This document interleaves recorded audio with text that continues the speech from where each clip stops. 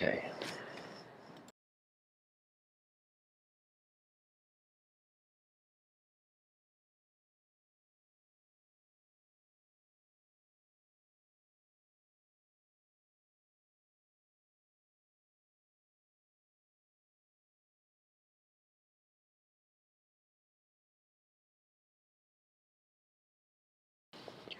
The Symphonies of a Hidden Humanity.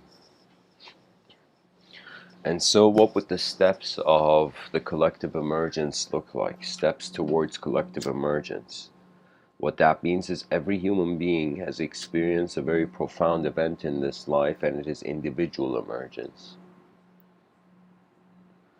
We have arose in the realm as moments of sight. It's phenomenal and incredibly phenomenological. That so much of this life is just happening, and it happens first and then we interpret. In some of my talks, I've spoken about an idea which I call Civilization 2.0.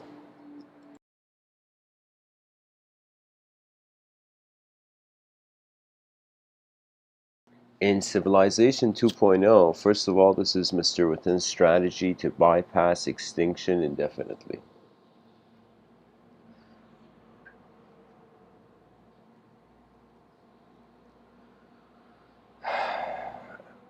And so pretty much the strategy is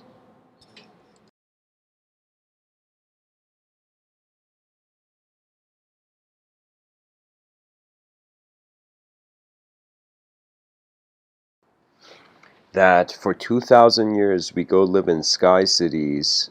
That's phase one. Phase two, we heavenize the earth. Phase three, we either go beyond the language threshold, we advance beyond the language threshold, or we choose to continue our interstellar exploration of the whole cosmos, interstellar conquering, you know.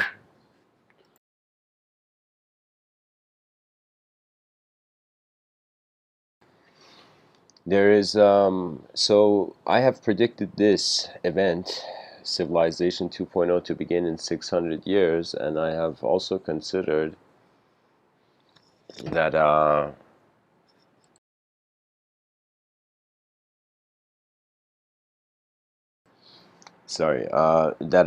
the great transformations need to occur. There needs to be certain great transformations, and this is where the idea of symphony comes, the symphonies of a hidden humanity. You see, I feel that most people, when we look at them, any human being, we're just seeing the tip of the iceberg. I feel the vast percentage of what a human being is, what is meaningful to them, it is not inanimate, it's the animate factor.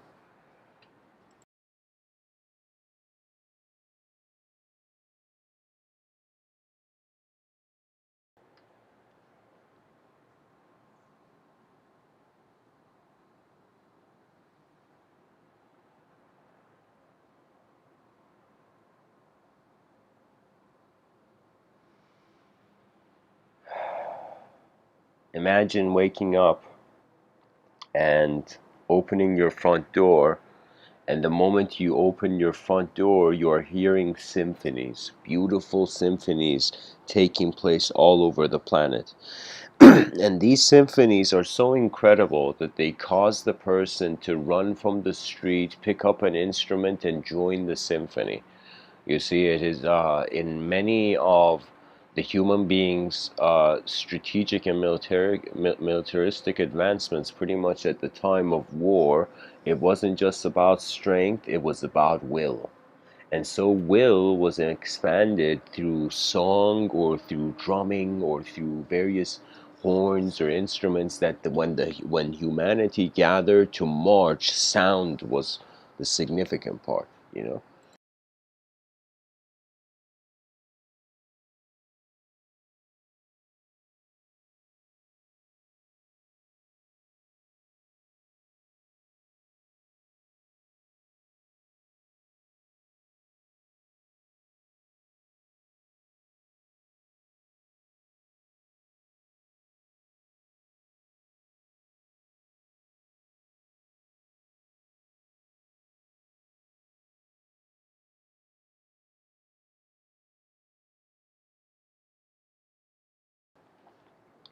These great transformations, these great symphonies that we will hear in humanity, the way they are sparked is by human beings deciding to advance their inner realms before their outer realms. There's something I did that was very unique, and there's times where before I do certain things, before I want certain things, I sit down, usually it's on my bed, I sit on my bed, my back on you know, part of the bed, and I just sit there,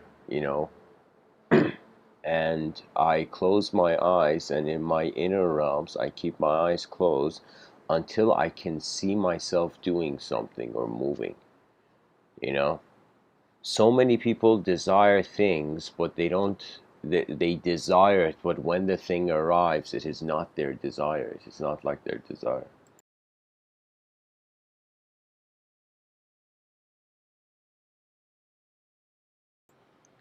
Sometimes I feel that we human beings, we get tired of how this is an energetic game. And when the body gets tired, the body feels it's easier to be moved. I remember in my youth there were long car rides,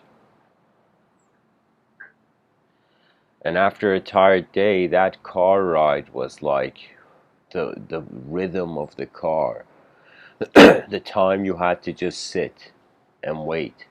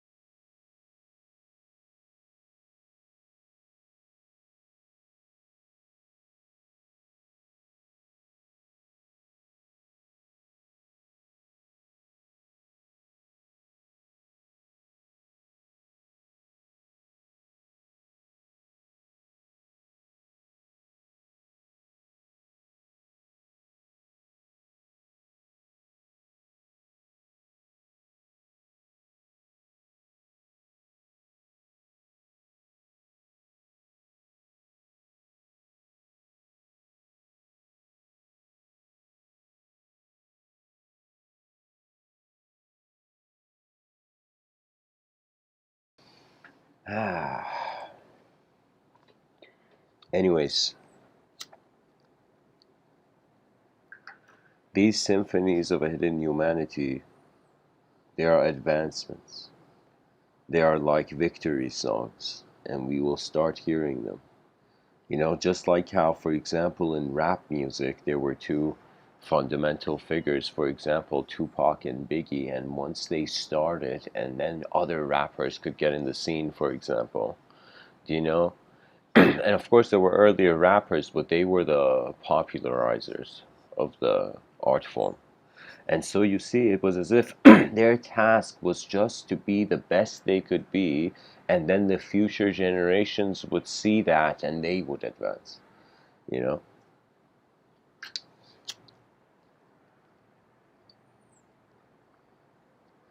I feel we are bees without the hive. I feel that we haven't built an advanced civilization yet we are ready for it. It's like the wind, feeling the wind before battle, the force that is coming towards you. In this life, time is coming towards everyone. Every step you take, in some sense, time takes one step towards you. And so Rumi says, before death takes away all that is given, give away all there is to give. And Mr. Within is saying, when you give away all there is to give it to the advanced civilization, because it is worth it. That means if we can create a system that makes 8 billion lives easier and can move the quality of the experience of life to that of a positioning of minds. You see, I didn't understand the elegance of what it means to be a mind moving a body compared to what it means to be a body moving a mind. In my youth, I wanted to be a soccer player. There was this intense vitality, this intense energy to run after structure. You see, there are human beings that see structures and they feel they can perform well and they go into those structures. But there's some human beings, they see the structure, whether it fits them or not, they can see a better one. So the mind is actually the creative force. If you really pay attention, even though we do build stuff, but the body is designed to break. That means when I look at matter, it's destined to stop. It's like it's renting intelligence. It's like atoms are renting human form for like 100 years and then breaking down, you know?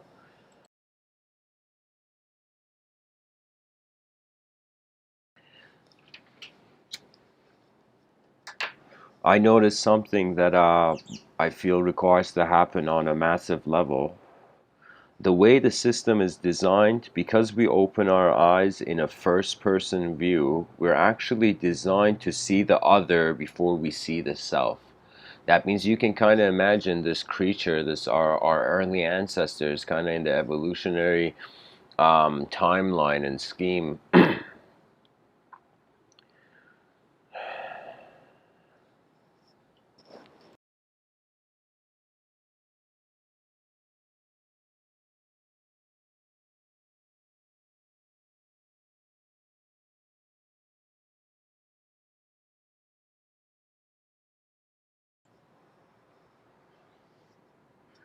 I can tell you that the creature saw its hands, saw its legs, but it was meaningless movement. That means when you look at the first early movements of a child, the child has no idea it is a child. You know, that's the funny thing about kids. They have no idea they're kids. That's why there needs to be someone in the room, someone whose intelligence is superior, you know? And the cool thing about life is that the superior intelligence raises the inferior intelligence, and then the superior intelligence through old age becomes inferior, and that which was inferior becomes superior. It's honestly energy exchange, you know? It's as if like one generation gets old and then they look at the next generation and they're like, "You guys ready? We're gonna throw the ball at you." Bah! You know, and the next generation comes in. The cool thing is that in this life, the evolution of the peak of knowledge is rhythmic. That means, I keep saying this, but I'm pretty sure, I don't know why, I have this feeling in me that nobody has probably understood what I'm saying here. That the evolution of the conceptual creature's complete clarity goes from a static truth to an incredibly moving truth. That means there's truths, like you look at a painting and you're like, oh, okay, I see what the artist did there, you know? And then there's truths that you cannot see because the journey has not finished. The roller coaster ride is not done. That the great performance of humanity is participation in the human event. What greater, almost like a more honorable than that thing can you do than to be a part of your design? You see, we have not found, I call it the love of the species. You know, some people have found it, but they have found it in their inner realms, so it's easy for them not to care for civilization. You know, I found this incredibly mysterious, that many traditions that go toward metaphysics, they love the world, but they want to get out of it. Do you know, as if like the Bhakti yogi loved God, loved everything, saw God in everything and loved that too. And it was a situation, but suddenly the Bhakti yogi wanted nirvana, wanted enlightenment, wanted moksha. What that means is they wanted to escape the reality. Now there's an inner sort of escape and an outer sort of escape. In the inner realm can't really be escaped. It's just a reversion in the inner realms. But the outer realms, you can, let me tell you, it's like this. It's like love your fellow man, but have your attention on the next life. Do you know? That's the thing for me. That's something that I don't know. It didn't bother me when I was young, but when I started caring for the world, it actually bothered me. That an ideological system that is making it easier to be outside of this world than in it is an ideological system that doesn't want to be in the world. That means non-duality has its place, but duality also has its place. You know, duality is like non-duality's, you know, brother. You know, you can't ignore, you can't ignore duality in this life. You know.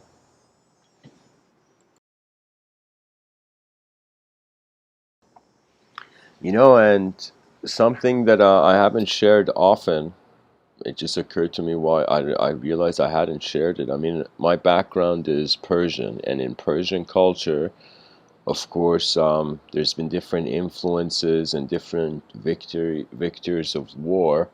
But before the culture was Islamically influenced, there was a sort of religious influence of Zoroastrianism.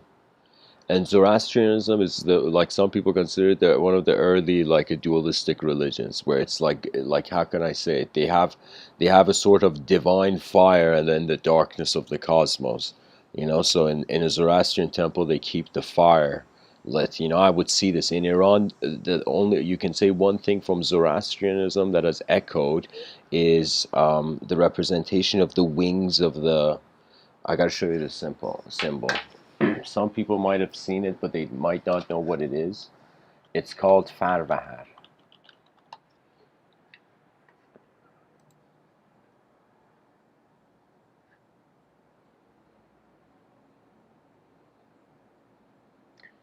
And this picture is probably people have seen it.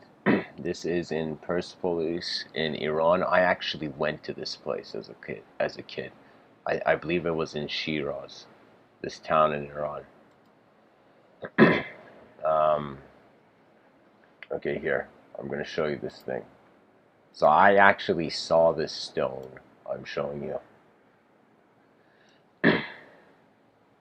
You see, this is from an ancient city in Iran. Now you see the wings of the bird, it has three layers. It was as if I remember correctly, what was it? Good thoughts, good words, good actions. Good words, good thoughts, good actions. Right? Three dimensions that it was like three simple instructions. It's like, hey buddy, have good thoughts. Hey buddy, have, good words. Hey buddy, have good actions. And really these three dimensions, the language we adopt, do you know?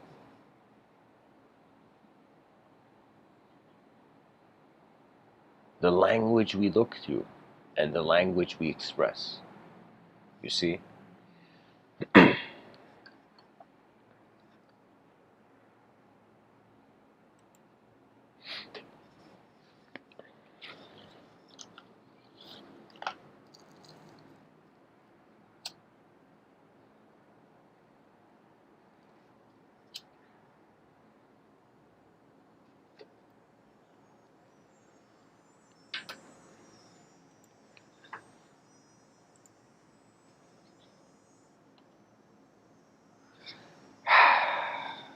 This world,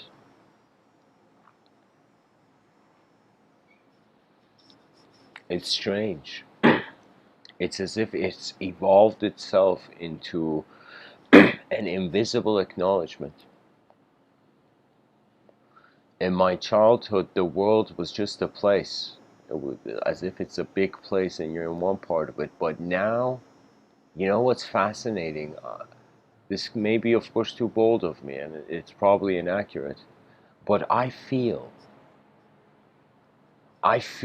that we have played the game of language and we're waiting for something else. And I don't know if that superior game is something we have to create or it is one of nature's mysteries unlocking.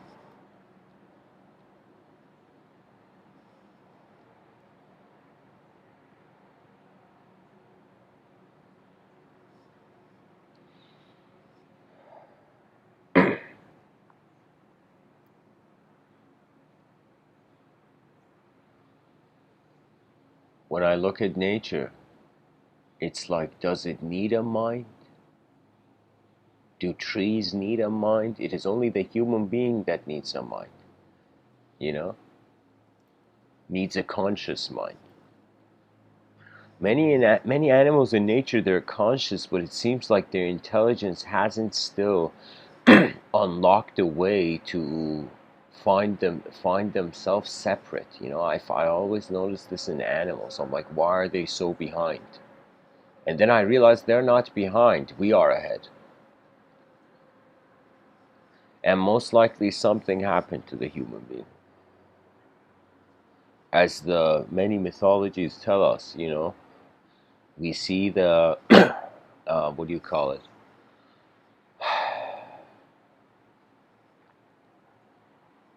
We see the planet as a goddess force. We see the planet as female in mythology typically. And so the human being who is the child of the planet, most people know they're the child of the Gaian mind. They have emerged from Earth. But the thing is, in ancient mythologies, it was Gaia was the mother. What about the father? And that's the situation. The father has left. The father of our species has left. That means we don't know who. And I forgot to mention Mother Earth and Father Sky. Mother Earth and Father Sky. And that's what's happened. We have been objects, and what have religions done? The archetype of the father, you know?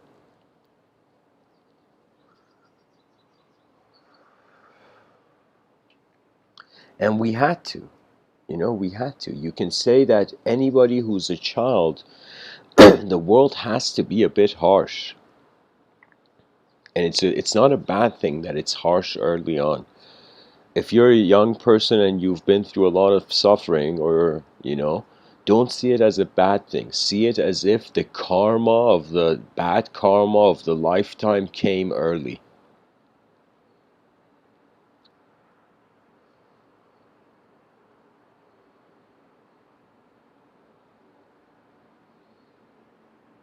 Oscar Wilde says, he says, give a man a mask and he will tell you the truth.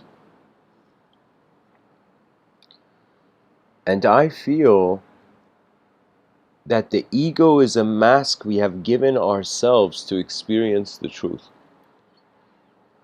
I feel that we have never been language.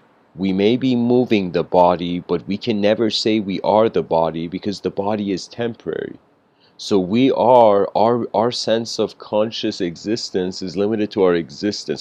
Excuse me, let me say that again. Our conscious experience is limited to our physical existence. So I can say that even if there is this notion that attention from a Descartesian mind-body dualism, as if mind is in its own dimension, body is in its own dimension, if mind is in its own dimension,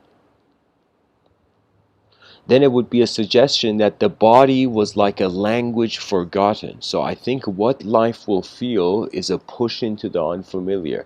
So if you're a human being in this life and you have noticed the unfamiliar in your familiar life, you have an advantage.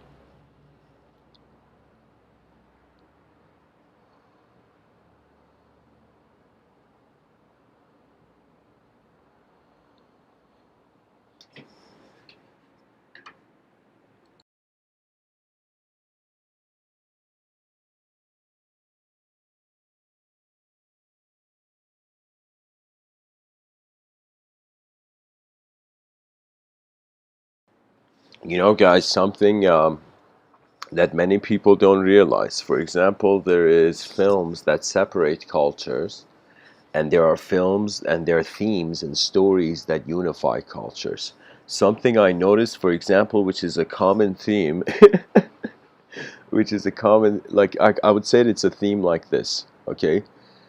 Um, in Greek mythology, pretty much Zeus's father, Kronos, eats all the other kids, and Zeus is like, what the fuck?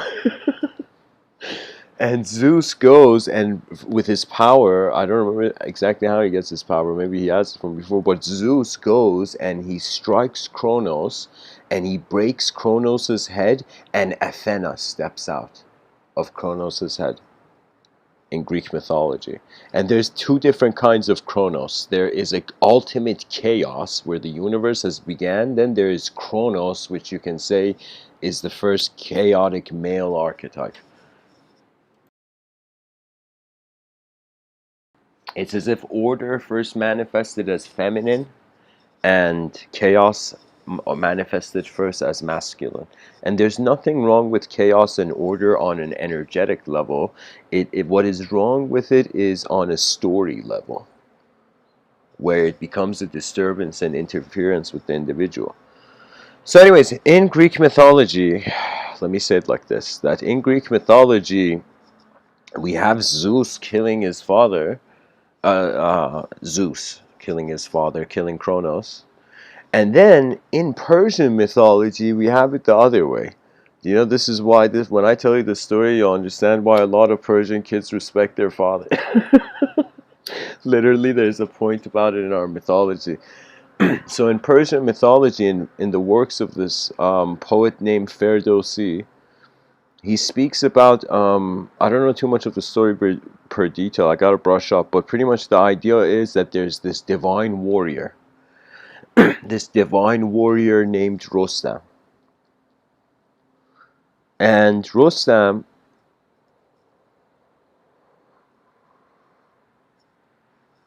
he is undefeated. He's a divine warrior, kind of the same way probably like one of those Sith lords was like, yo, the Force is strong in this Jedi. He just took out half our crew in, well, like 2 minutes. It's like, definitely the Force is strong.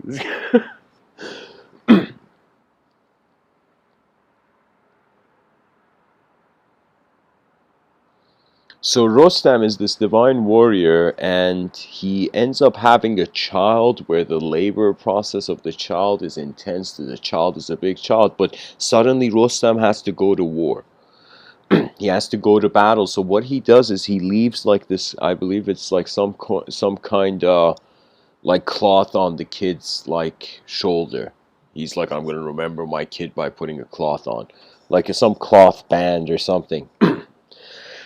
Now what happens, and he tells the mother, tell this kid to always wear this, you know. And so what happens is Rostam, it's like war takes him to some other part of the world. He forgets his family. He's just like time moves on and replaces a lot of things. And so Rostam, of course, he's an undefeated warrior. When I say a divine warrior, from my view, I have a shamanic sense. It means the creature has authorization for a certain expression. It's as if they've been born out of a kingdom of ability, you know.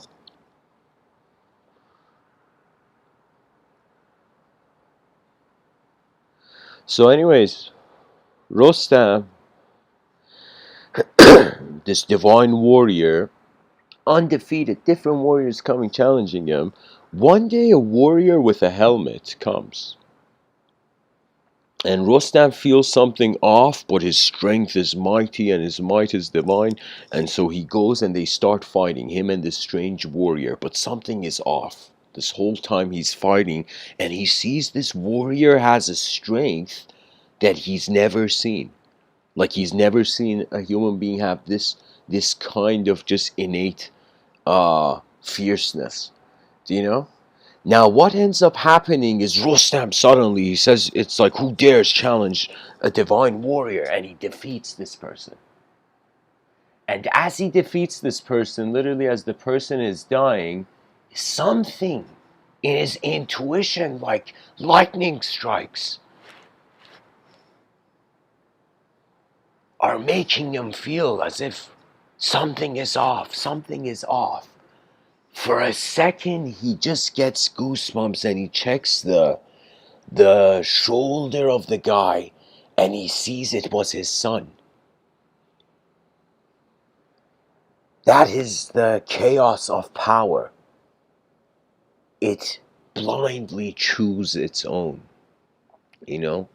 But of course, I don't know, the way Ferdowsi meant it wasn't in regards to like too much of a chaotic archetype. It was just like that divine power can also make mistakes. Power doesn't mean freedom from a mistake. Power just means the intensity of the movement of the moment is vast. There was a scene in a film series I saw on Netflix. It was what do you call it? The film was called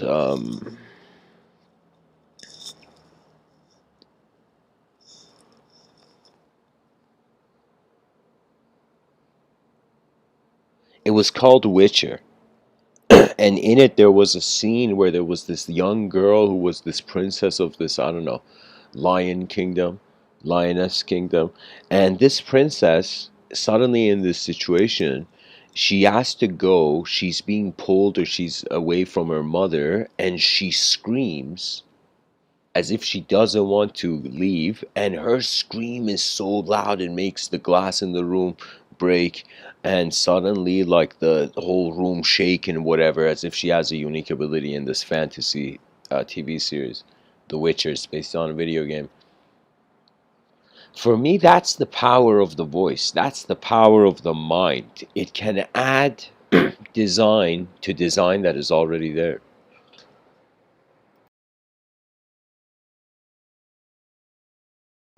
What I mean by that is that in both stories there was something hidden. And sometimes I wonder, I mean, the system is designed, it's like an entropic universe scientifically, where, like, there's a heat death to the universe, metaphysically, the universe isn't even here, God is here, but we can't see God. So, so it's this situation where we are just left in our world.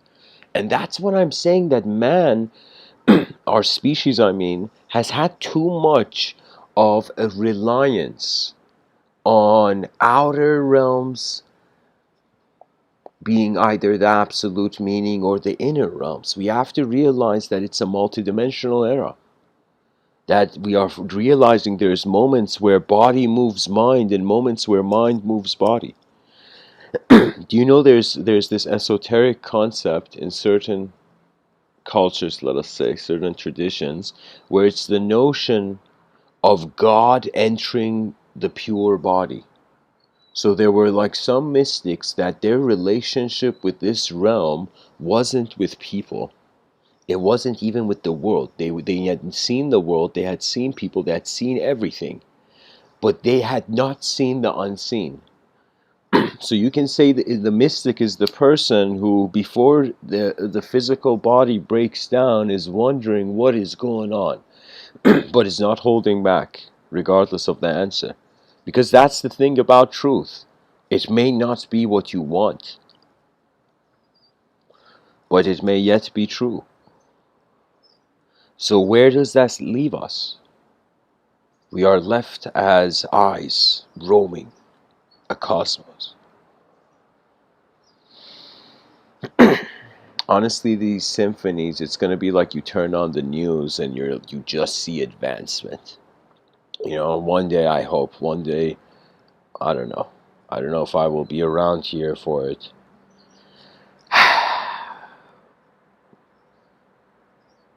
But hopefully the echoes of my voice get somewhere.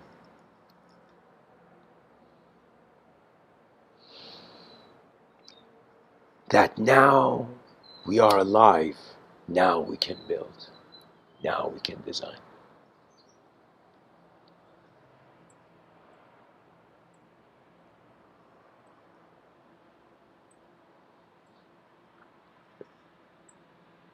Become an advanced user of external technology and become an advanced user of your inner technologies.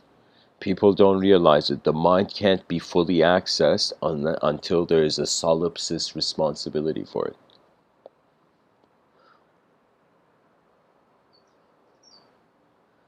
You know what the mind is? The mind is like a kaleidoscope. like something that by a mere spin it changes the geometry of many dimensions.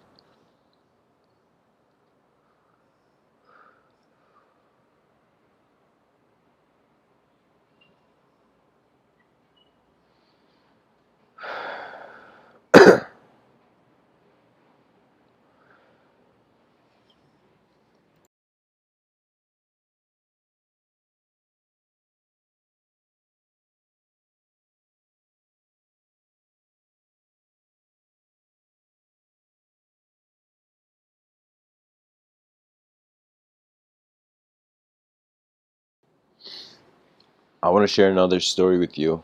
It's from so up to this point in time, if somebody tells me what is one of the greatest stories I've heard in my life, in this lifetime, I would tell you it's this story where many people underestimate the value of the characters in this story, but it's called Shingeki no Kyojin. This series, Japanese comic-based series, like how we have Marvel Avengers, we have Shingeki no Kyojin, but totally not Avengers. And so you can say this story is so significant, and I believe the story deserves a medal because after Jack and the Giant Beanstalk, and sorry, after Gulliver's Travels and Jack and the Giant Beanstalk, and let's say maybe like some sort of giant robot derivative denomination where it's like giant robots, but I would say this is the next great giant epic of our time. That means Shingeki no Kyojin, it's it's the next great giant story of our time. So in this story, I just want to share a scene with you. There's a character, a very fierce character, as if the soul of this character is a warrior. Do you know? It's as if like the theme of the soul of this character is justice, really. Like justice gives him power. Bringing justice activates his soul, you can say. So, anyways, long story short, there's this 12-year-old kid named Eren, and he has a father. This is all in Shingeki no Kyojin, to the best I can remember. So, Eren in this scene is going with his father, who is a doctor in this world where there's giants outside of humanity's walls who want to eat human beings. You know, some intense story like that. Now, what happens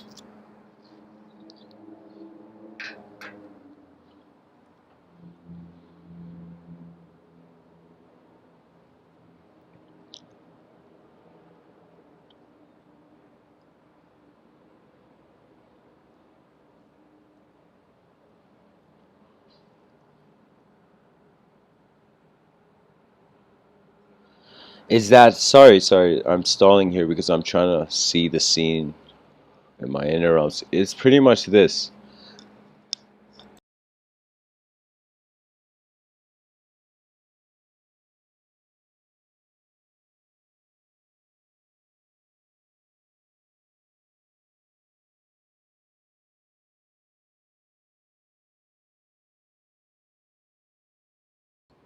There's two families in the story. There's this 12-year-old kid and his father, who's a doctor, who they're visiting like this village, and this like cottage of this person, like a friend. The father's the doctor, the son would come with the father, right? So this family, they had a 12-year-old daughter named Mikasa, who ends up being a very important character in the story. But Mikasa is also like the same age as the son of the doctor, Eren, you know. Now the scene is you see Eren and the doctor going and going towards the house, but then you suddenly the camera goes from inside the house of where Mikasa is sitting with the father, and Mikasa asks his father a question. The mother giggles. It's like a funny moment, you know. And suddenly there's a knock at the door, and Mikasa gets happy as if Eren and the doctor friend is here. The door opens, the unthinkable happens. It's a thug, and the thug stabs the father, kills the father. The mother sees this chaotic situation, just runs at the daughter, Mikasa, run! and she runs, and she's actually very fierce and smart. She runs and grabs the hand of the guy where the knife is in, you know. But she is overpowered by the thug, right? So the situation is Mikasa is there, and the mother gets killed. The mother is stabbed as well. So Mikasa, this 12-year-old girl, is in the house, and her mother and father just died because of these thugs in this sort of home invasion situation, you know. Now look at what happens. They tie Mikasa, and the thugs are in there, and the thugs are fighting among themselves because they shouldn't have killed the mother. The mother of Mikasa was an important person, which you later on find out in the story. But here's the scene. Mikasa is paralyzed with fear. This 12-year-old girl is paralyzed with fear. Now the next scene, you hear the door knocking. You see Eren's father, the doctor, is nowhere, as if Eren for some reason ran earlier ahead. Right? And you see the door knocking, and it's Eren, this 12-year-old kid, and he's crying. And the thug is looking at the Eren crying, and the thug who's held Mikasa in the room just looks at the other thug and says, "All right, tell him to go," you know. And so what happens is Eren stabs and kills one of the thugs. Okay. He's planned something in the back. He runs to this room. The thug comes in and he stabs him. So Eren, this 12-year-old kid, kills two people to save Mikasa, these two thugs. Right? Now look at what happens. As he goes to free Mikasa, remember there are two 12-year-old kids in this story. As he goes to go free Mikasa, who is tied, he frees Mikasa, and then there's suddenly someone comes in the room, and it's a third thug. And the third thug just looks at the two other thugs that are dead, looks at the kid, and just says, "Kid, did you do this?" And he just grabs Eren, the 12-year-old kid who tried to save Mikasa. He grabs Eren's neck and lifts him up as if choking him in the air. Do you know? And Eren is just looking at Mikasa. Eren is not looking at the guy who's choking him. Eren is just looking at Mikasa and shouting, "Fight! Fight! Fight!" Just shouting like this. And then the genius of the directing of this show is that the directing powers immediately take your attention to Mikasa's mind. So we suddenly go into an inner monologue into Mikasa's mind, and Mikasa suddenly realizes her whole life she has seen this process, and for the first time she realizes this world is cruel. She realizes in her youth she had seen a mantis kill a butterfly. Do you know? She remembers she had seen her father hunt an animal. She had seen this sort of savageness everywhere, right? And of course in the whole story there were giants eating people, so she had even seen that to some degree. I was aware of that. So she had noticed the cruelty of the world, and she's in the monologue she says that was the moment where she gained full control of her body. And later on in the story you realize she has like this special kind of guardian power, you know. But anyways, Mikasa, this 12-year-old girl, she suddenly snaps out of her inner realm's paralysis, accepts the nature of reality, and immediately grabs the knife and saves Eren, kills the guy and saves Eren. And both of these 12-year-old kids are traumatized and shocked, you know. You know, it was as if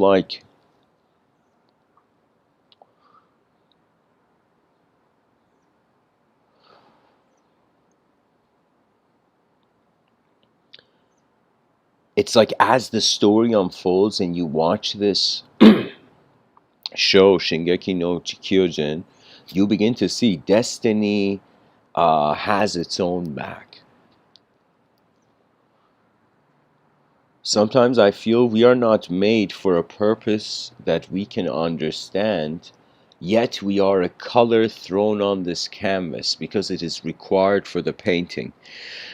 Imagine life to be a multi-dimensional canvas. You know, imagine the world wasn't just empty space three-dimensionally, it was like this two-dimensional giant canvas. Imagine space was just like a giant canvas, and every human being has different kinds of brush strokes on the canvas. As if one human being, they have entered the world with a certain nature, another human being with a different nature, different nature, different nature. And here we are wanting to participate in the event of the cosmos, you know? There's something about knowing the value of the world that changes yourself. You know, the games of the inferior mind,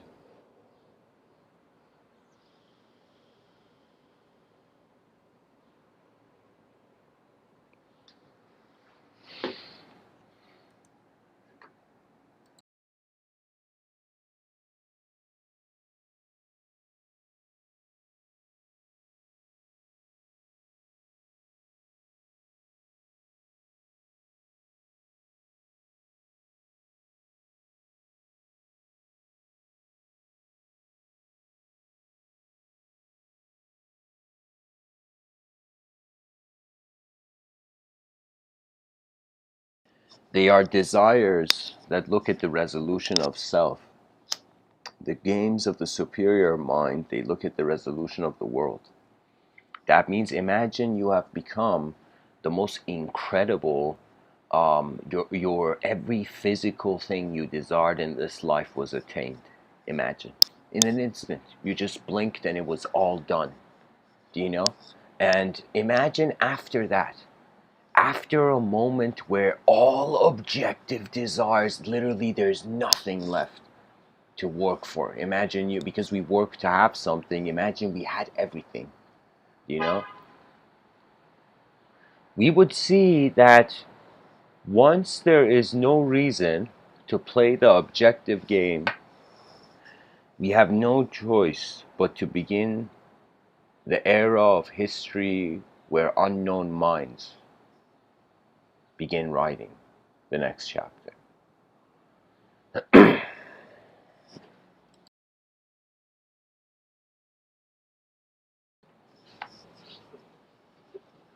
I don't know. This life is the best thing about it is that it's breathing. That's the best thing. Sometimes I'm like, what's the purpose of life? It's like I look at my body and I'm like, yeah, it's to breathe.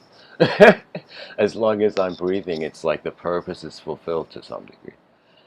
Because there's something to have purpose, you know?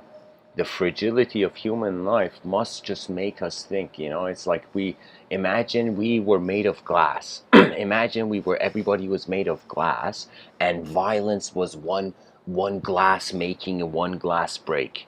So imagine when someone punched someone, it could completely destroy who they were, these glass. Imagine a species where they're glass people. So when a glass person punches another glass person, their hand will break too. So it would be as if, like, if we could see what violence does, is that we are punching our own mind because we never see through the eyes of the person. You know, there's times where, I mean, this may sound silly, but like, there's been times I've ran past something, and as I've ran past something, that thing has like fallen down or it's become misaligned, and I've literally stopped the whole event, what I was running after, literally just in a very slow way fixed the thing and then continued running, you know?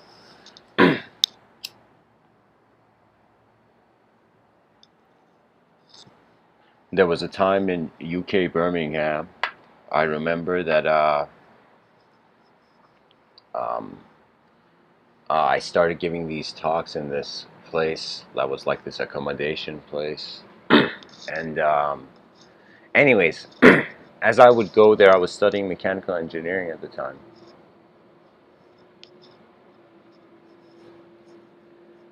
And I can tell you, on the way back, I saw so much trash beside the trash can, as if people who had terrible aim. I could tell you this. People in Birmingham, it's like there's no point of recruiting anyone from Birmingham for basketball because everybody had missed the trash can.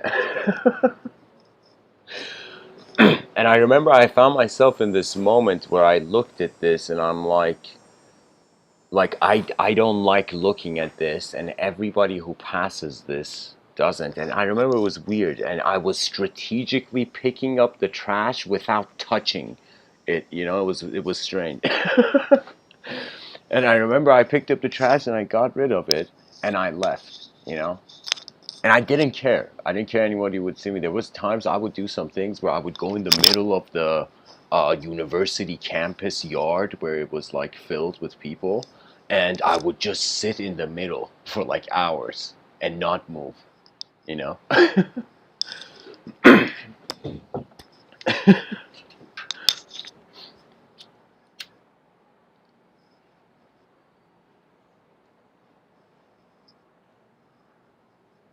An advanced civilization. I mean, I gotta keep saying it because there's gonna come a time where I'm gonna stop saying it, then I'm gonna live in one. What I mean by that is that the idea is new. The idea is new because it hasn't happened yet, but in our inner realms, we can see the potential of it.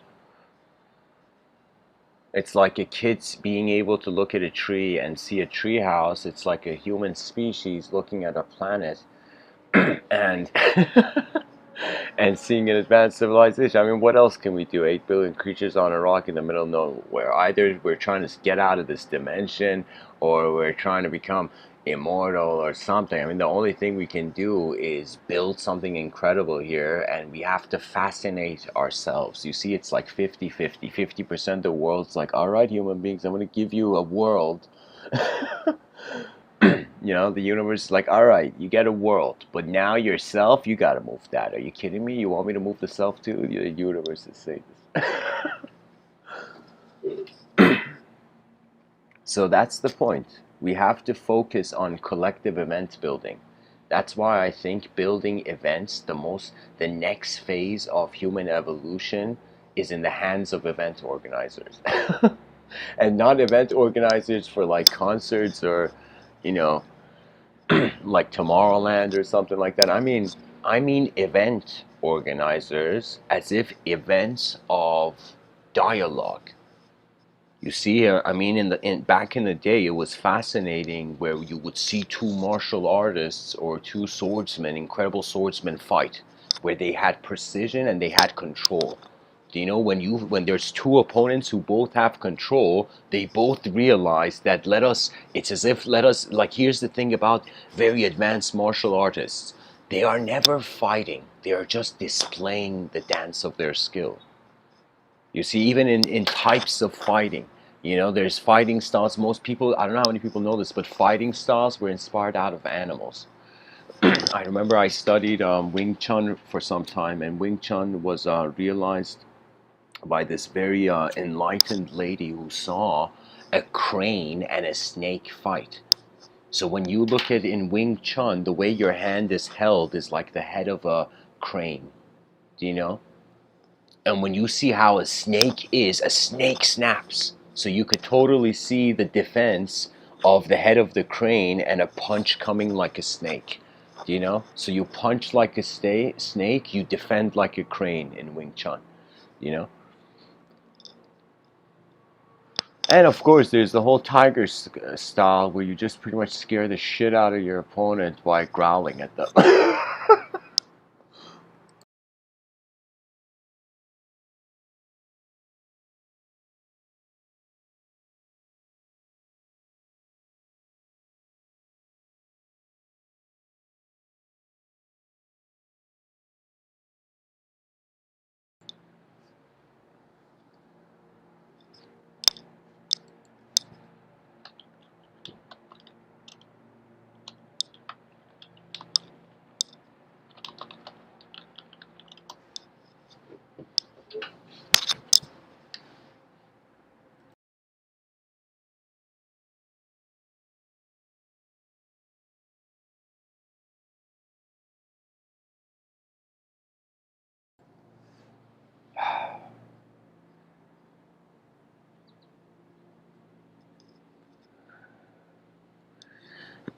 These symphonies can be said to be the evolution of the intent of institutions, You see, it's not, we don't need just people to change their minds.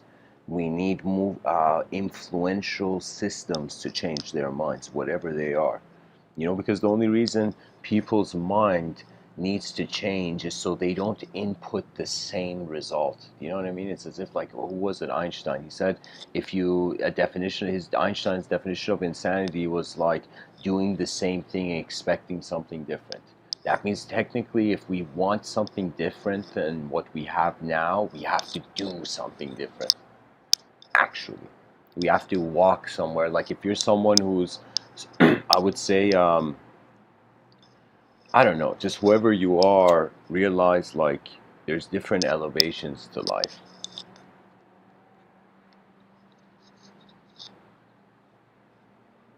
Sometimes there's even turbulence. Sometimes the pilot may not be able to continue and the co-pilot comes in. The co-pilot of at least in my school of thought, how I say the pilots of consciousness, the co-pilot is actually the logos. It is the non-dual allowance of energy to instantly be accessible to the individual. That means in Vedanta we have the vision of the two birds, where it's as if every person's intelligence is seen, or your moment of being is seen as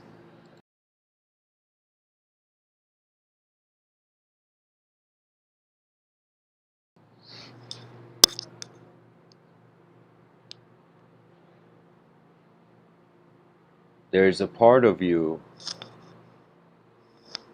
that imagine it's a bird on this branch that from the beginning of its life it has moved. It knows no such thing as stillness. It's just pure movement. It's just pure building, endless playing the game of life.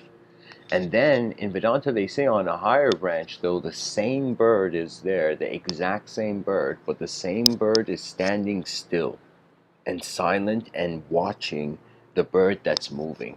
This was a metaphor to represent the mind, that in this life we are watching our body happen, our body be here. That means it's hilarious. We can't see our eyes, but we know that we see through them.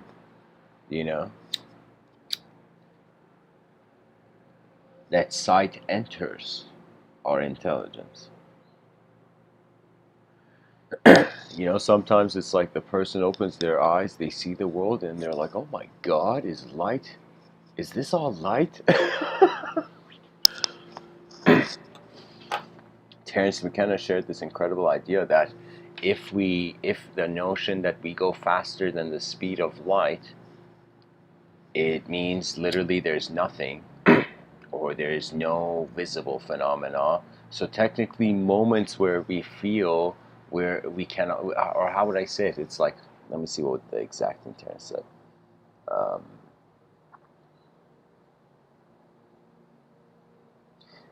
Just as time stops, if we go faster than the speed of light, we go beyond time.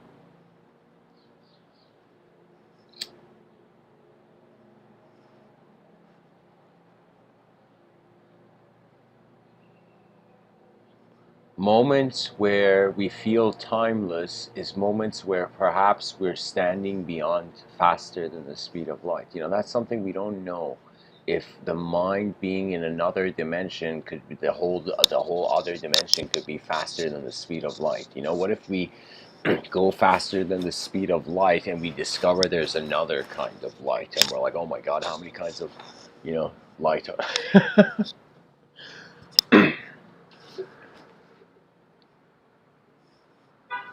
If we care for the world, we'll advance it, because that's how it's happened. You care for things, they evolve. You don't care for things, they break. They are forgotten. Why do you think I'm sharing all these stories? Because we forget.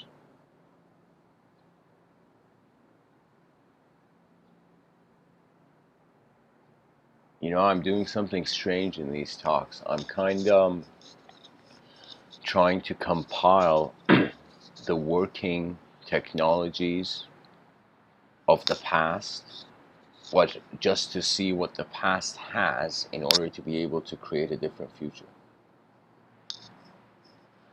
Because I have thought of selfhood in the future evaporating, like a drop evaporating.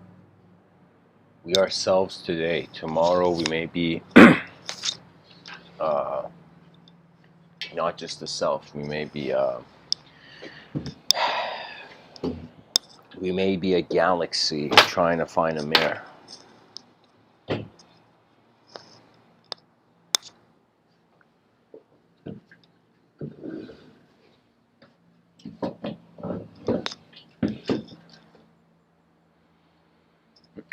Okay. Let me talk about the notion of emergence. So think of it this way. We look at the universe, we see individual nature has led to individual beings. Some individual beings are like, okay, nature, you've made individual beings. Why haven't you made collective beings? And we're like, wait a minute, what if nature has made collective beings, but we can't notice it? What if souls are like puzzle pieces that once they find a certain alignment, they activate a greater soul, you know? And I'm using the word soul, but you can see it as like the conscious viewer unlocks beyond its limit. So you see, the individual is creating an experience for itself, correct? The individual is living, stimulus happens from the ecosystem, the environment, it processes this stimulus as an individualized being, right?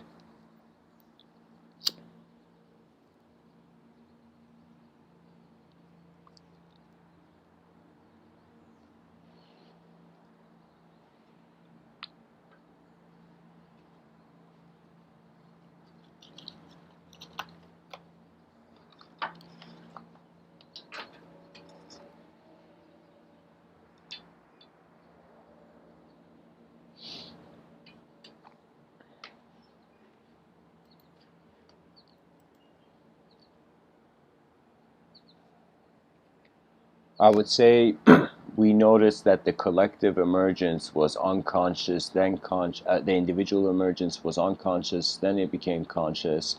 So most likely we are experiencing the emergence of the unconscious collective. That's 2020 for you, where the conscious mind of the species is starting to take steps into uncharted territory. You know, where advanced efforts of communication are being held. You know, because what do we have aside from our bodies? It is what we can share with the world.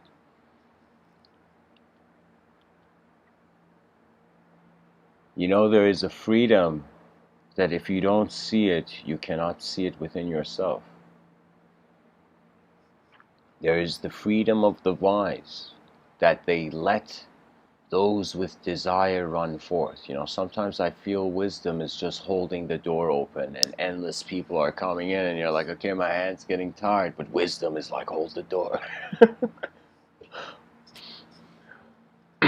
Until you find like some brick or something, or you, as is like developing country strategy, you put a plastic slipper between the door. Underneath the door, you know. You sacrifice a slipper for the door being open.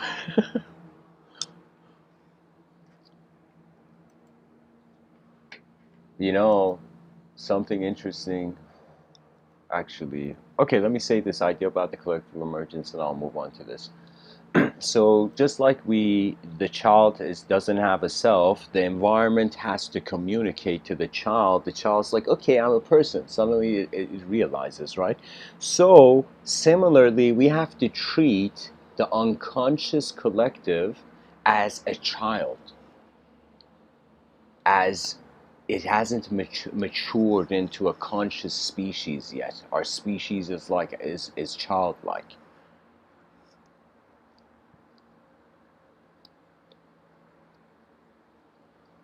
That means, trust me, with the eyes we have currently as a species, we are not going to be interstellar. You know, because it's like there has to be a value.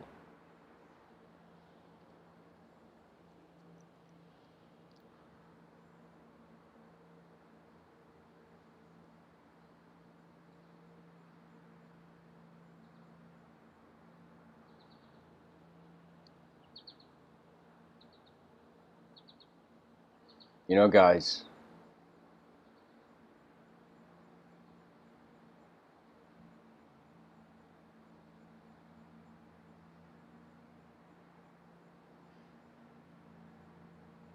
the collective emergence has to be built. What that means is we see the strategy everywhere. Every ant does its part. Every bee does its part. You know, in order to establish the hive mind, we should build it. And bees, they choose a shape. Like for me, the hexagonal patterns in like beehives, it blew my mind when I saw that. I don't know how people are just chilling when they look at honey. You know, honey blows my mind. Just, are you telling me perfect hexagons? You kidding me? You know, it's like an architect at that moment, upon seeing inside the beehive, broke his pencil, and it's like, okay, it's like even bees are better architects. So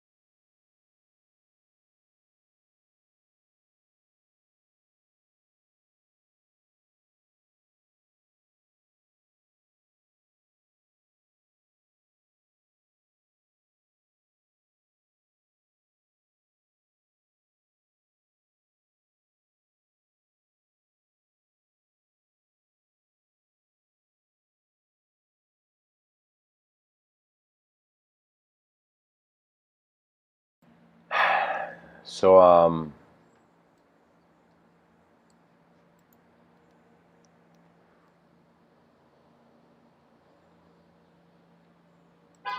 I don't know why, guys. I just feel like going into a Ludwig von Beethoven quote tunnel.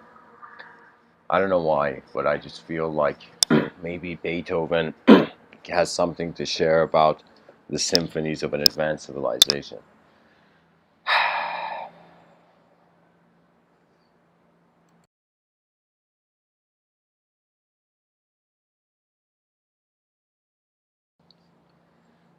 Beethoven says music is the wine which inspires one to new generative processes, and I am Bacchus who presses out this glorious wine for mankind and makes them spiritually drunken. Probably Beethoven was drunk when they asked him that. Look, Beethoven says only the pure in heart can make a good soup. Beethoven says music should strike fire from the heart of man and bring tears from the eyes of woman. Beethoven says music comes to me more readily than words. Beethoven says I must confess that I lead a miserable life. For almost 2 years I have ceased to attend any social functions just because I find it impossible. Okay, never mind. This quote is tragic. Beethoven says music is a higher revelation than all wisdom and philosophy. Beethoven says what you are by accident of birth. What I am by myself. There are and will be 1,000 princes. There is only one Beethoven. Wow, Beethoven's pretty much scolding a prince and saying it's like you were born by accident in your power.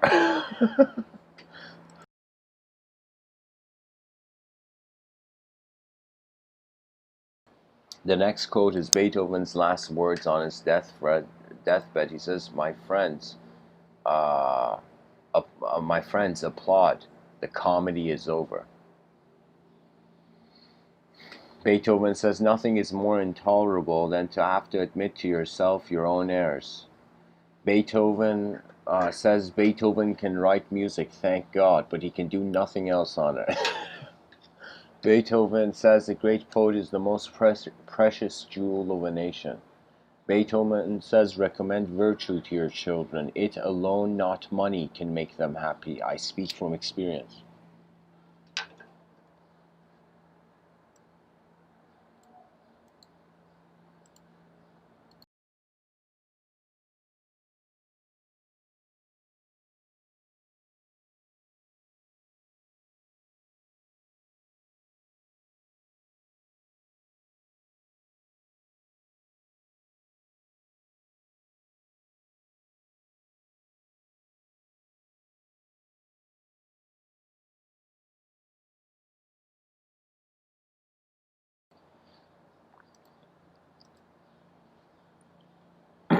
Excuse me, guys.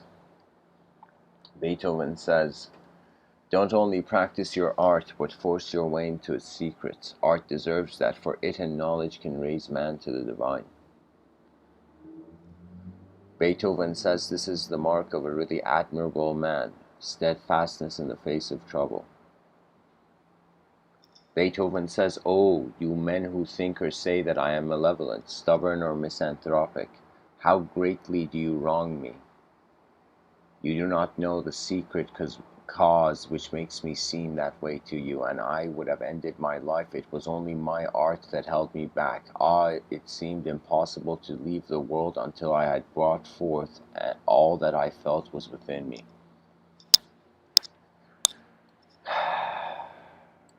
Tell me about it.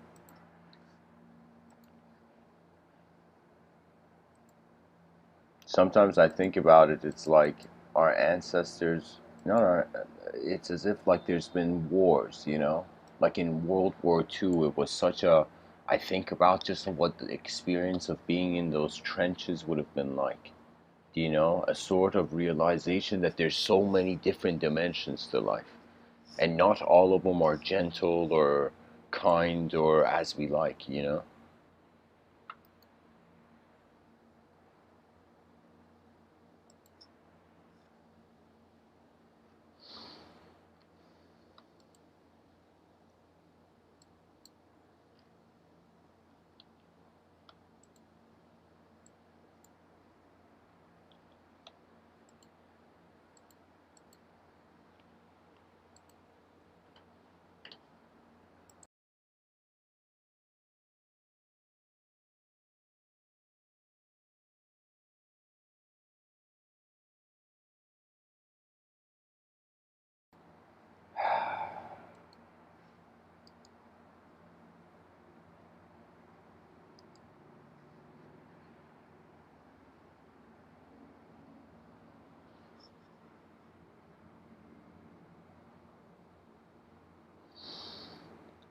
You know, once the person gets tired of seeking perfection, and once they are done with the repetition of the games of judgment, then the beyond awaits. That means this might sound strange, but for me, this life is a giant calculation, and once you have seen as much of it accessible to you, you wait.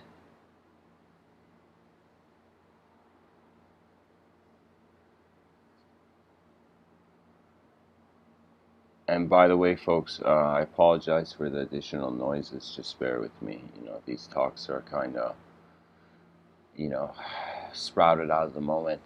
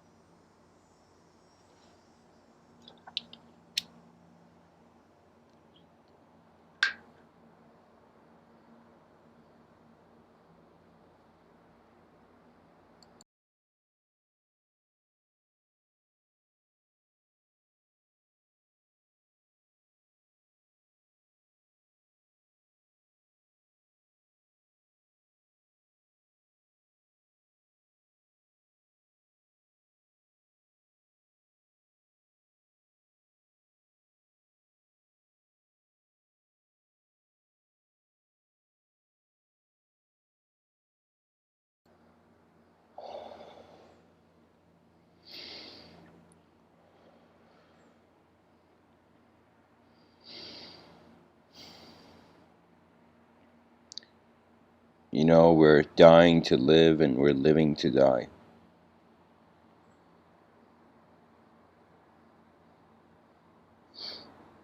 You know, the individual will find and attain a sort of, you know, you will find, once the teachings of the self are over, the teachings of the world begin.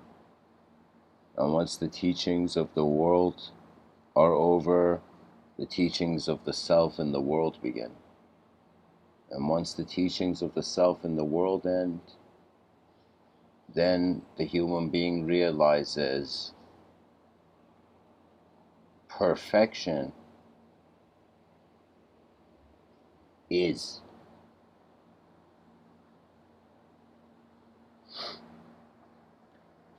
Honestly, I have no idea how the future is going to take its steps forth, but all I can see is that communication is going to be a huge part of it.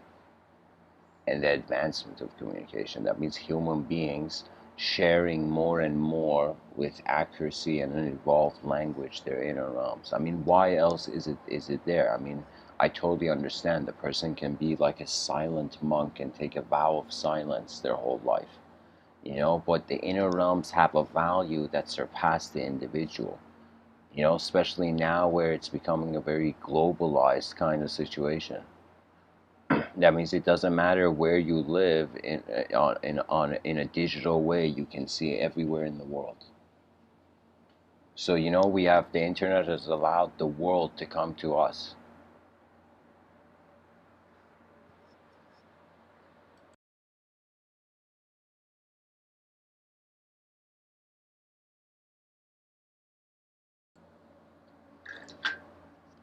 I remember one day I wanted to know my father's view on death, but I didn't want to just say it so openly. And I remember I had had a dream of death. Like I've had dreams where I've died in the dreams. And I remember, and I went to my father and I told him this, that I dreamt that I died in a dream. And it was a very intense moment. And I just shared with him the experience I had in the dream, just the transition of attention, just watching itself, not as itself, but as itself, as its being. And my father, I asked him, have you had an experience of this? What's your attitude and approach to this? And my father said such a zen and very, very profound answer. He said, he just looked at me and he said, I do the best I can. And I was like, wow, like that's incredible. That really in life, that's, I mean, what can happen in the final hour? The might of your last breath.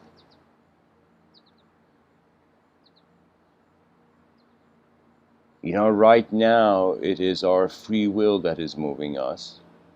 But I feel that as the human being gets older, the body is preparing for its return back to nature, as if the body knows where it's going. It's just the mind that can't believe it. You know, it's as if we are these conscious subjects in these objective organisms, and we have taken things so for granted that we have considered it normal, and we haven't even wondered about the edges of the wall of the linguistic simulation. You know, it's like, I don't know how many people in this world have considered the significance of language. Because right now there's way more analytical philosophers in the world than continental philosophers.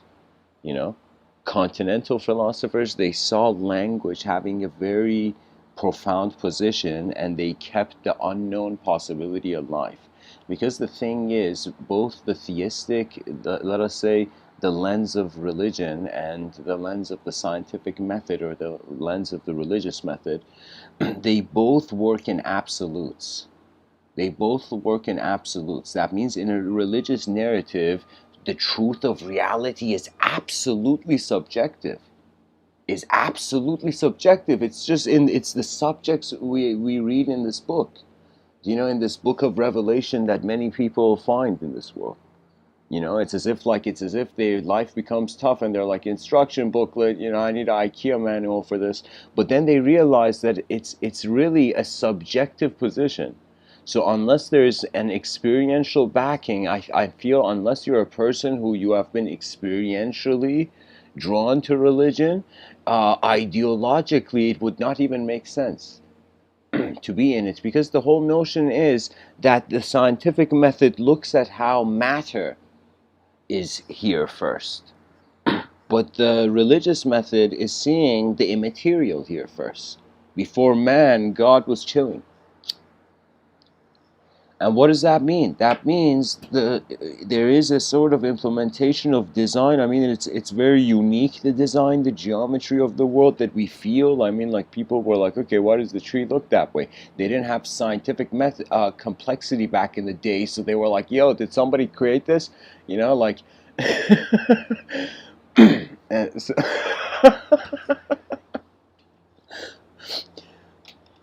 somebody looked at the sky and it's like, yo, man, how is the sky here? You know? And somebody's like, maybe somebody created it, I don't know. And then suddenly religions poured out into the world, you know? Of course, I'm being playful. Language has its own elegance, you know, and the one thing that religions say that is very fascinating, that in most monotheistic religions, it is said that even if there is a truth, that truth knows what's in your heart. That means it's as if the notion of the universe, many people don't realize it. For many people, prayer is this artificial thing, but from the value of the context of what it was, it was as if prayer was the human being speaking to the mind of the universe.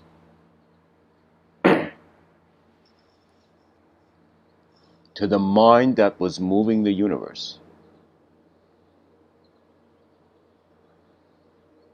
That means it's like I kind of visualize, like I can visualize a character in my inner realms, like in my solar planes of abstraction, in my imagination, and then I can even imagine that character coming to life and being like, wait, who's imagining me? And I could totally feel this physical reality is the imagination of a superior dimension. But what I'm saying is, like,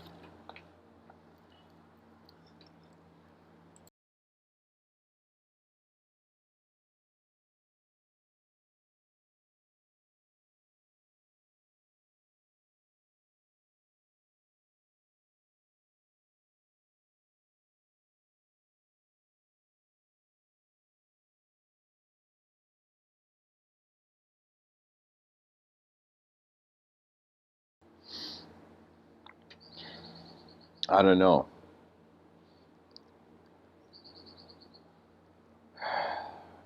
Life,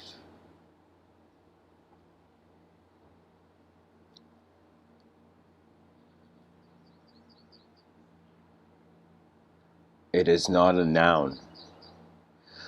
The dictionary is needs to change. There are some words that I would say they are neither verbs, they are neither nouns, they are verb nouns. As if the verb noun was like one word. Do you know? What that means is it's an event.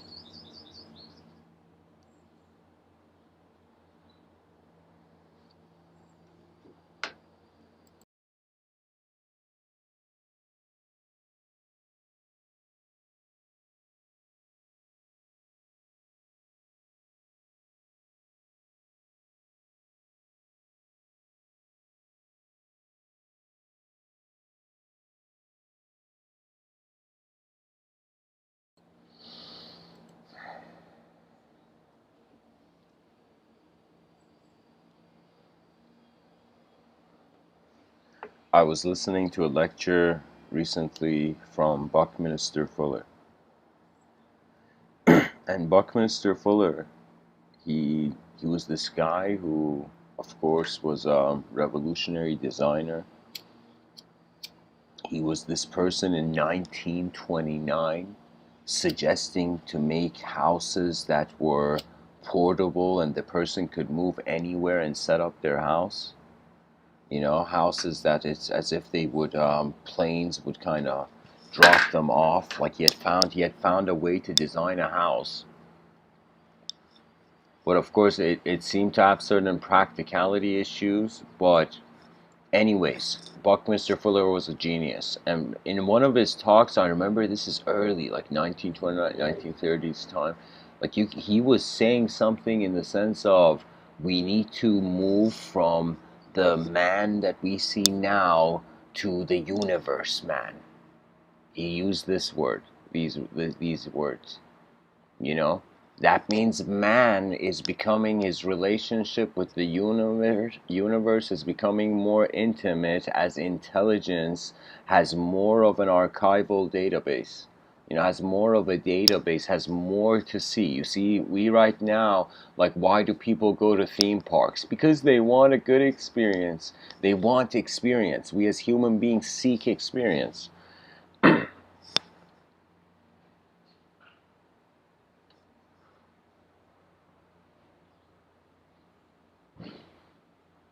You know, it's like hearing the word mind games and then wondering what game your mind is playing. What value system, spectrum, how the branches of knowledge have extended in your mind. Because there's a type of knowledge where it's like you just accept it. You're like, yeah, sure, okay. It's like, I don't have time to research this, or I'll accept this knowledge. You know, and then there's a knowledge that it's not about acceptance or rejection of, it's just that by the nature of experience, the texture of the dimension shifts. That means you might not believe it. Every word that I say in these talks, there's an image. It's contributing to an image. It's as if when I speak, it's like an internal cinema. And I just see this internal cinema and I try to translate it to words. And sometimes I just stare at this internal cinema.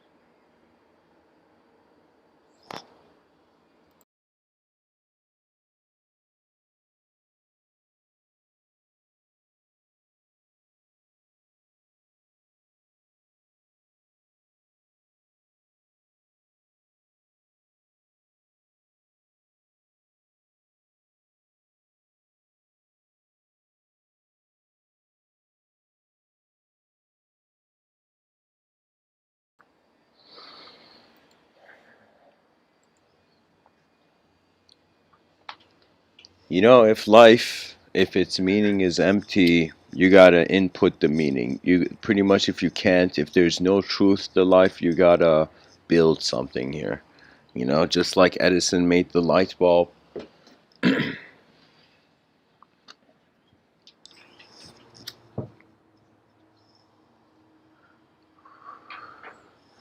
human being has to invent their life. And invention has a factor of risk, but has a factor of the wonder of connecting dimensions that have never been connected.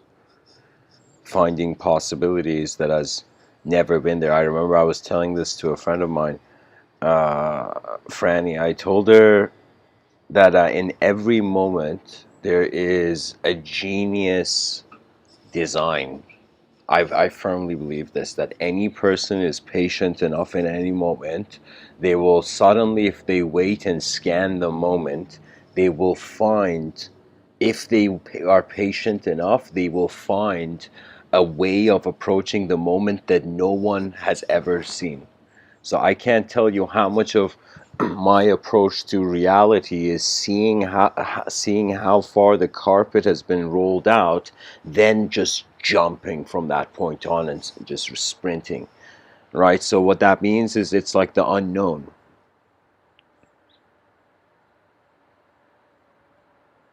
Because if you look at it, the person eats food and then the body gets rid of it. You see, but when we look at knowledge, the person, the educational system is like, all right, memorize this. We don't realize that knowledge is like kind of food for the mind. Language is like food for the mind. When you find new information, a new pattern, whatever, it's literally like It's something added, something the person is consuming by noticing. Their attention is technically seeing something like that.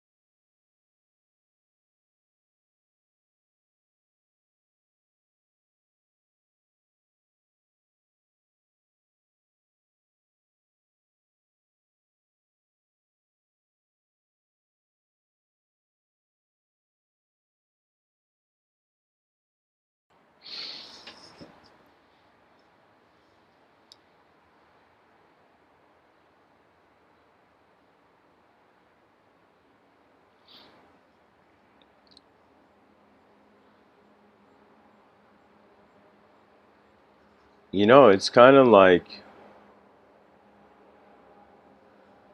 the mind is the key for the individual to open the collective door. The mind, the free will is a phase, something we have never thought of calling free will. That there may be an evolution of not just the objective position, but the subjective position. That means how easy was it for man to look at the clouds and back in the day feel like gods were walking over those clouds? You know? That means the unknown is very easy to replace with image. This is why if there is a truth to the unknown, experientially it would surpass image. Therefore it's unspeakable.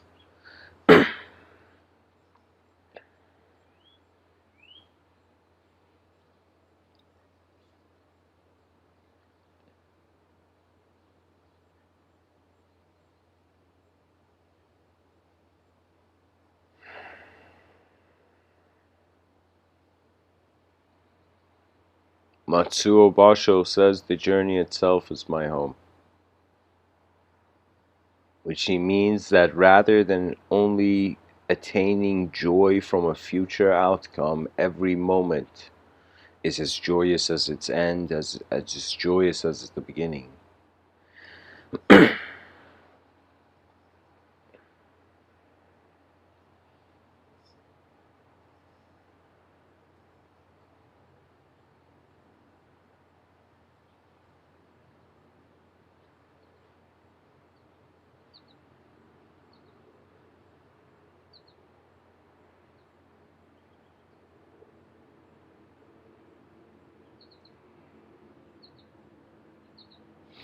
You know, we gotta honestly design a civilization that is simultaneously similar to a brain, simultaneously similar to a symphony orchestra.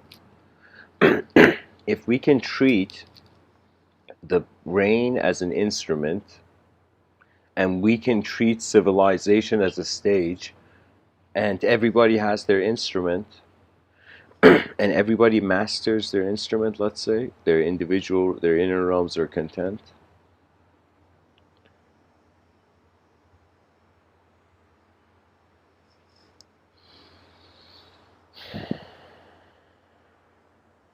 But you know, I still think, what would a collective task be? I'm trying to think, like, after, let's say, we got rid of as we united as a species, as an advanced civilization, we got rid of poverty, world hunger.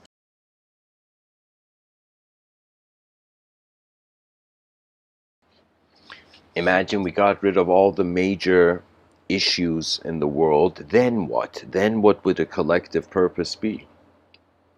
That means on some level, if our ancestors didn't make mistakes, what would we have to do on this planet? That's the cool thing. Because our ancestors made mistakes, we get to fix them, you know? But if our ancestors hadn't made mistakes, we'd probably be the ones making making the mistakes.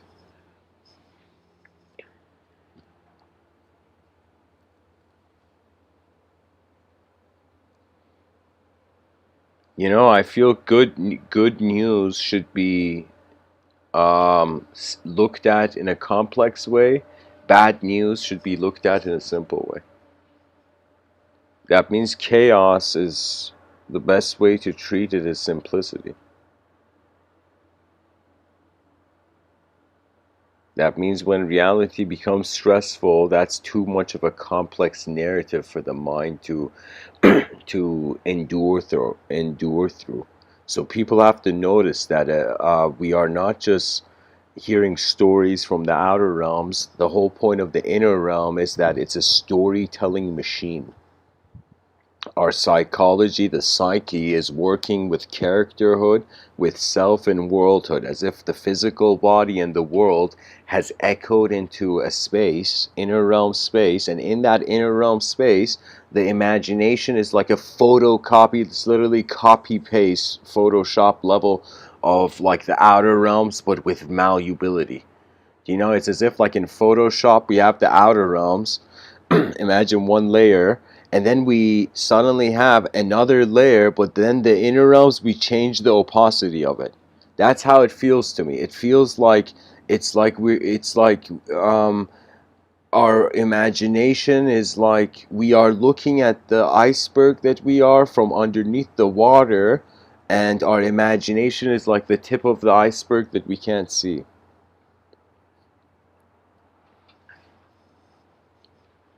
If you're a penguin, you know what I mean.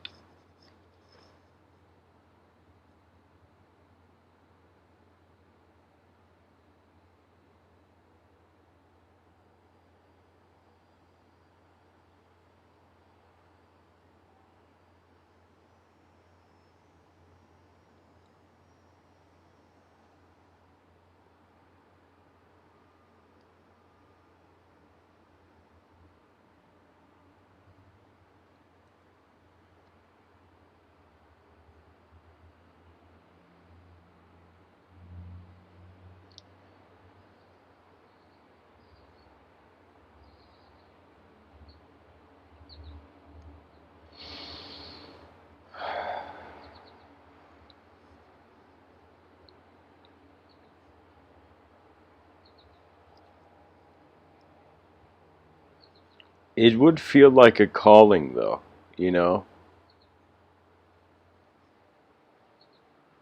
Like, inevitably it will happen. Like, if you just visualize the future, you can completely see, like, an advanced civilization will be built.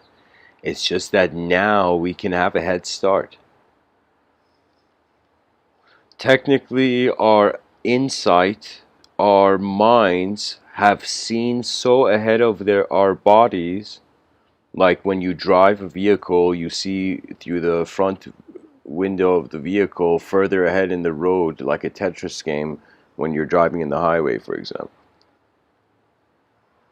So, what I mean is that we are perceiving like the experience of existence is not neither 100% matter, it's neither 100% an object, and it's neither 100% a subject.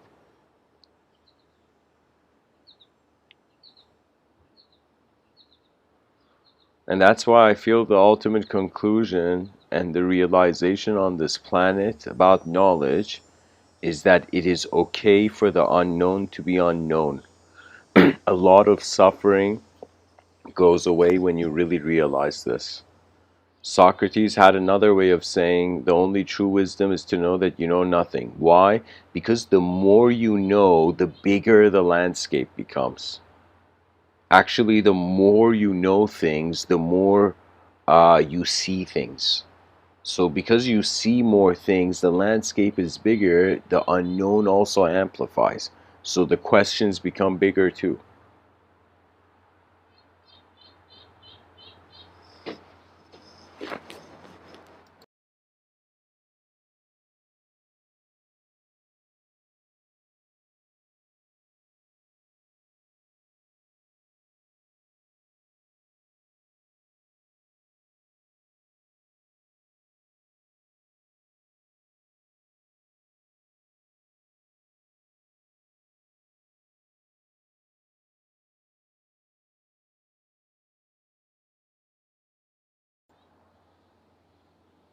I feel after the person has attained all they can from knowledge,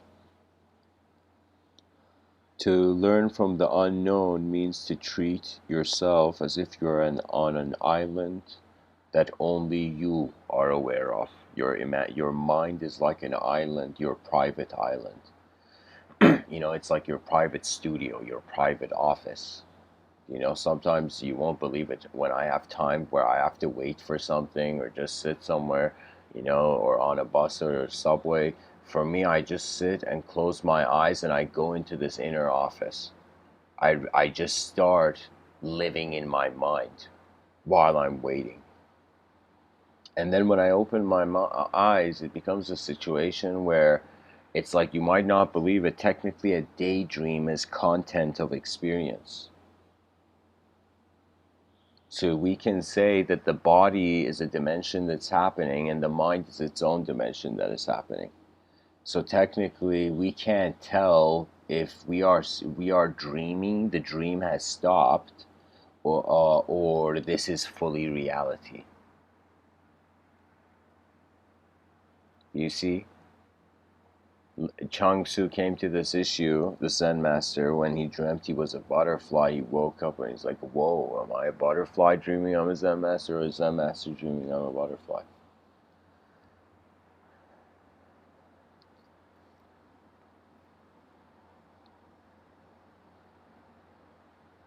Anyways, guys, discover the value of the instrument, this rare instrument and opportunity that is your DNA. Life is not just objective to make an objective analysis and conclusion about it. It also has so many unknown dimensions that haven't happened yet. And something interesting happens if you endure in this system honestly and just go on with it. You know, there's something incredible that happens, that you first are looking for truth and you feel you can't find it, so you don't want a truth anymore. But then the notion is not a truth that's ideological. It's like enough language game, costume games. But I'll tell you, it's a truth of what we know is there, but we have not seen. You can say the future is where the present decided to go. That means all those people in the here and now, it's as if everything was in the here and now. It's a rare opportunity that we can direct our lives, control its speed, communicate realms.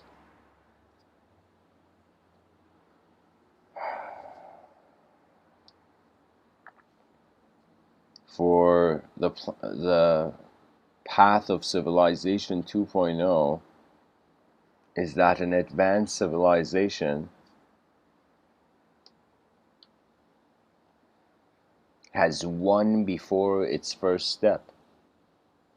Just like how you can say Sun Tzu said, the warrior defeats the opponent without raising his weapon. A great warrior defeats the opponent without raising his weapon. So you can say an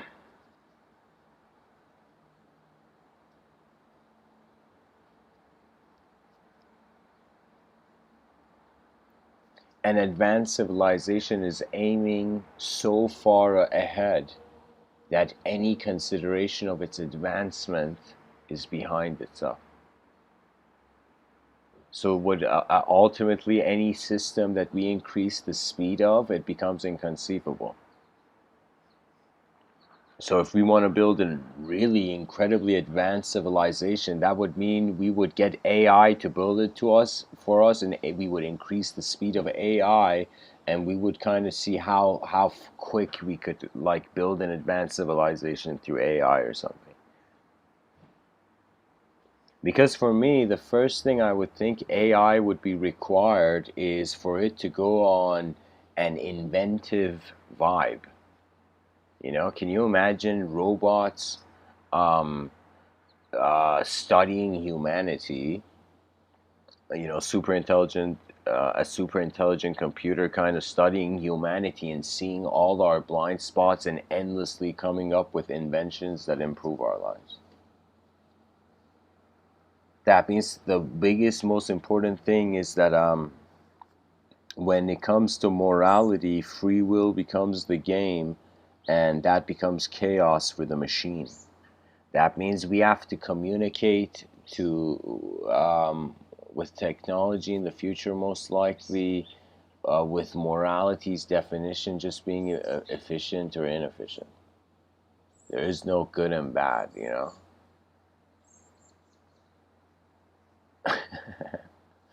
For an AI.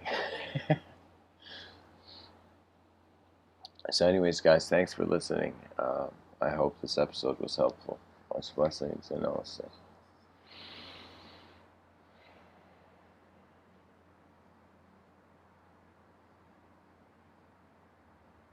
Live for life, and you live for life. Namaste.